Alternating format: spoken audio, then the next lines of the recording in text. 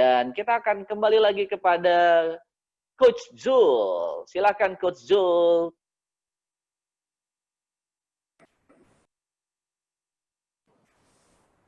Baik, terima kasih Coach Anis, Coach Ira, dan Coach Dodi. Saya pikir saya tidak akan membuang waktu. Silakan teman-teman. Tadi Rian sudah lihat pertanyaan-pertanyaan yang sudah diajukan. Secara singkat saya mau sampaikan, mudah-mudahan pemaparan 4 materi ini bisa lebih memberikan perspektif baru buat kita semua agar kita lebih kuat mentalnya dan mengurangi tingkat kecemasan. Silakan. Baik, luar biasa penyampaian materi dari keempat pembicara kita pada pagi hari ini. Terima kasih banyak tentunya kami ucapkan kepada Pak Zulfikar Alimuddin, kemudian kepada Ibu Niswati, kemudian ada Ibu Monika Irayati, dan juga tentunya Pak Dodi. Tadi di akhir ada doa ternyata. Ada doa dari Pak Dodi. Allahumma paksain, kata Pak Dodi. Itu mungkin salah satu yang teringat Pak Dodi di akhir tadi ya, kita sesi, dan tentunya dari situ kita akan membuka sesi diskusi dan tanya jawab. Sudah sangat banyak Bapak Ibu tentunya saya bisa sampaikan, namun mohon maaf sebelumnya karena kita ada keterbatasan waktu, jadi saya pilih sekitar 4 pertanyaan untuk dijawab dari 4 narasumber kita. Izin saya untuk bisa memberikan kesempatan kepada penanya pertama, yaitu untuk Bapak Zulfikar Alimuddin, dari Bapak Raul Nardo, Pak. Dari KPP Pratama. Pertanyaan beliau adalah bagaimana pandangan Pak Zulfikar mengenai seseorang yang memiliki prinsip atau cenderung bertindak takut salah dengan seseorang yang negatif thinking terhadap tindakan yang sudah diambil. Apakah ada perbedaan di antara keduanya? Apabila iya, mohon penjelasannya Pak. Terima kasih.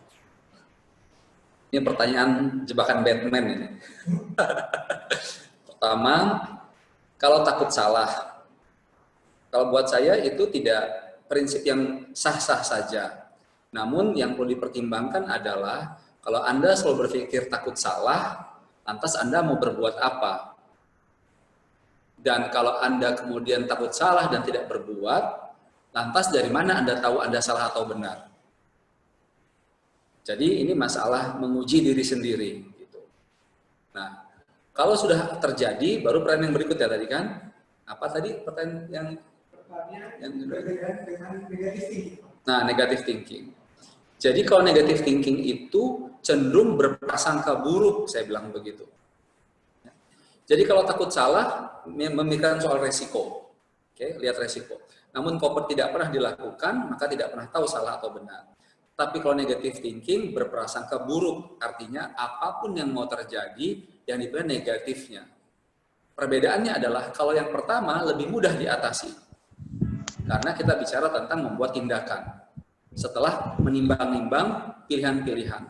Tapi kalau yang kedua, itu bicara mental model. Ya, kalau mental model itu hubungannya ke hati.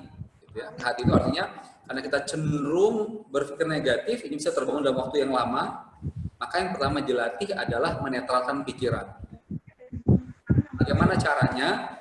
Saya akan bahas lebih jauh nanti di sesi coaching, tapi sedikit saja cuplikannya saya sampaikan adalah dengan melakukan deep questioning, pertanyaan yang sangat dalam. Kenapa harus deep? Kenapa harus dalam? Karena prasangka negatif itu berangkat dari bagian diri kita yang paling dalam juga. Jadi kalau kita nggak dapat deep question, maka kita nggak akan pernah ketemu alasannya mengapa kita berprasangka negatif. Gitu.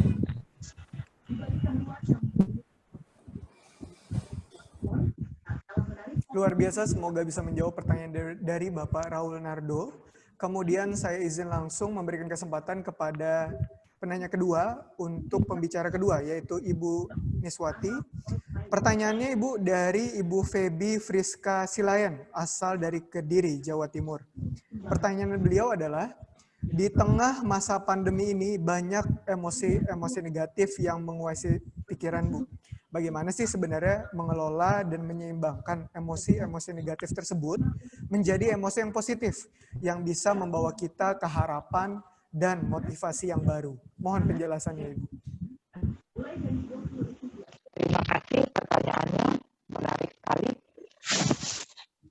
Memang benar bahwa pada saat situasi sekarang ini akan mempengaruhi juga kondisi emosional kita ya, sehingga timbul emosi-emosi negatif. Bagaimana caranya? Pada saat ini saya membicarakan tentang mindfulness. Maka bisa dikaitkan dengan mindfulness. Caranya adalah dengan melatih kesadaran kita sehingga emosi-emosi yang negatif atau yang destruktif tidak menjadi semakin bertumbuh. Salah satu caranya adalah dengan melatih pikiran kita dengan mindfulness meditation. Dengan cara memperhatikan nafas, maka lama-kelamaan pikiran akan terbiasa menjadi penuh kesadaran. Dan kita tidak menjadi reaktif, sehingga lama-kelamaan kita akan bisa menguasai emosi-emosi yang negatif yang tidak perlu. Atau kita menjadi master dari pikiran-pikiran kita. Kita tidak terbawa arus oleh pikiran-pikiran atau emosi-emosi yang liar. Seperti itu. Jadi caranya dengan melatih ya. Melatih, kita selalu mindful, sehingga lama-kelamaan pikiran kita akan menjadi bisa dikendalikan sesuai dengan kemauan kita. Seperti itu jawabannya, Mas Rian. Baik, terima kasih banyak Ibu Anis atas jawabannya. Semoga bisa menjawab pertanyaan dari Ibu Feby. Dan untuk bisa mendapatkan informasi lebih detail terkait dengan mindfulness practice nanti, Ibu Feby, boleh Ibu nanti bisa ikut sesi lebih lanjut dari Ibu Anis. Nanti akan kami informasikan di Instagram kami di @ny.official. Jadi jangan lupa untuk bisa follow dan tentunya akan mendapatkan informasi lebih lanjut dari sesi lanjutan dari para pemateri kita pada pagi hari ini. Seperti itu. Lanjut, saya izin untuk bisa memberikan kesempatan kepada penanya ketiga untuk Ibu Ira. Nah, pertanyaannya dari Ibu Shanta Moira Tambunan. Ibu Ira pertanyaannya adalah bahwa orang tua tidak perlu menjudge, namun lebih mementor anak akan apa yang diinginkan dan diperlukan anak sesuai dengan diri anak itu sendiri. Namun Ibu, selama ini yang saya alami adalah orang tua yang menjudge dan bukan menjadi mentor akan kehidupan saya ke depannya. Pertanyaannya adalah, apakah wajar jika saya mencari mentor di luar sana yang menurut saya bisa mementor dan mendukung apa yang saya inginkan, Ibu? Karena jujur, semakin saya cerita ke orang tua, semakin saya ragu akan masa depan saya. Mohon penjelasannya, Ibu Ira. Terima kasih, Mas Rian ya. Saya berasumsi bahwa pertanyaan ini diajukan dari anak ini ya, karena ini pengalaman berinteraksi dengan orang tua. Nah, sebenarnya gini, pada saat kita bicara tentang diri kita, dengan interaksi dengan orang luar, kita fokus harusnya dengan hal-hal yang bisa kita kontrol gitu ya, yaitu sebenarnya apa yang bisa kita kontrol dari diri kita. Nah, orang tua atau siapapun pihak-pihak di luar kita itu bagian dari stakeholder yang juga kita harus manage gitu, harus kita kelola. Nah, tapi kita tidak bisa berharap jauh untuk kemudian pihak luar atau eksternal itu berubah sesuai dengan apa yang kita inginkan. Makanya yang harus dikuatkan kalau tadi dari sesi pertama dari Coach Zul, dari sesinya Coach Anis dan Coach Dodi itu bicara tentang menguatkan mental diri kita sendiri gitu. Kita harus tahu apa yang sebenarnya kita inginkan, apa yang kita ingin raih dan sebagainya. Itu startnya dari situ dulu gitu, bahwa yang harus diubah bukan orang luar tapi diri kita. Nah, itu pertanyaannya, apakah kita bisa mencari mentor di luar? Tentunya bisa sekali gitu, karena kalau konteksnya mentor artinya kan bicara tentang pengetahuan. Nah, dalam kondisi seperti ini sumber pengetahuan, sumber belajar ada di mana-mana gitu. Nah, itu yang sebenarnya harus mindset itu yang harus kita miliki gitu ya, bahwa kita bisa belajar dari mana saja, kita bisa belajar dengan siapa saja sesuai dengan konteks kebutuhan. Nah, tapi balik ke tadi isu pertama, bicara tentang interaksi orang tua dengan anak, yaitu tadi kita fokus sama apa yang bisa kita ubah dalam diri. Makanya kalau tadi bicara tentang bagaimana kita menjadi pendamping belajar atau kita menjadi diri kita itu yang harus, kalau tadi Coach Ani sampaikan, harus dilatih gitu untuk mencari tahu bagaimana kita bisa menyesuaikan dengan kebutuhan kita sendiri gitu. Makanya pada saat nanti di sesi-sesi berikutnya kita fokus bukan kepada bagaimana mengubah orang tua atau bagaimana mengubah anak, tapi bagaimana mengubah diri kita untuk kita bisa menjadi apa yang disampaikan Coach Dodi, menjadi diri kita yang seutuhnya, kembalikan kepada fitrah kita. Intinya mungkin sekilas seperti itu ya, Mas Arya. Mudah-mudahan membantu menjawab.